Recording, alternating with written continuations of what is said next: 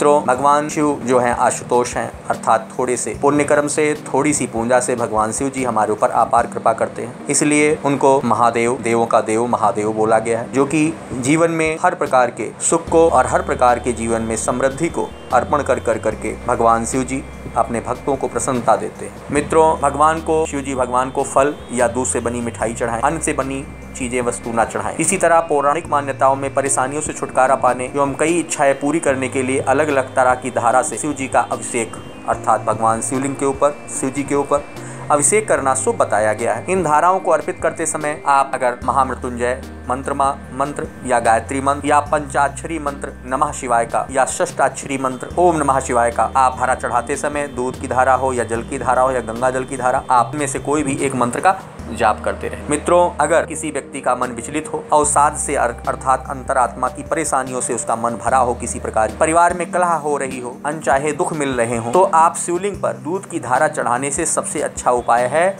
इससे भी शिव मंत्रों का उच्चारण करते रहना चाहिए, अर्थात भगवान शिव जी के मंत्रों का उच्चारण करते रहे। मित्रों, कुल की वृद्धि के लिए, अगर कुल की वृद्धि नहीं हो रही, संतान उत्पत्ति की कमी है और घर की परिवार की खुशहाली के लिए शिवलिंग पर शिव सहस्त्र नाम बोल करके आप घी की धारा अगर अर्पित करते हैं तो इससे इन चीजों की आपको प्राप्ति होगी। और अगर किसी प्रकार का रोग बीमारी है तो रोग बीमारी को दूर करने के लिए, परिवार के किसी सदस्य को रोग बीमारी है तो भगवान शिव जी के ऊपर शहद की धारा से शिव पूजा करने से और महामृत्युंजय का जाप करते हुए शहद की धारा चढ़ाने से रोग बीमारी से मुक्ति प्राप्त होती है। मित्रों, गन्ने की रस की धारा से अभिषेक करने पर हर सुख और मनोकामना और आनंद मिलता है। शिव पर जल धारा से अभिषेक मन की शांति के लिए श्रेष्ठ मानी गई है। भौतिक सुख सुविधाओं को पाने के लिए इत्र की धारा से आप इत्र, ध्यान रखें, इत्र गुलाब का हो या किसी चमेली पुष्प का हो या सफेद पुष्पों का इत्र जो होता है, पुष्प का ही इत्र होना चाहिए, सुगंधित इत्र पुष्पों का, आप उसकी धारा से अगर शिवलिंग को अभिषेक करते हैं तो भौतिक सुख सुविधाओं का आपके जीवन में प्रवेश होता है। मित्रों, सभी धाराओं से श्रेष्ठ गंगा जल की धारा है। शिव जी को गंगाधर कहा जाता है। शिव को गंगा की धारा बहुत प्रिय। गंगा जल से शिव अभिषेक करने पर चारों पुरुषार्थ की प्राप्ति होती है। इससे अभिषेक करते समय महामृत्युंजय का मंत्र जरूर बोलना चाहिए।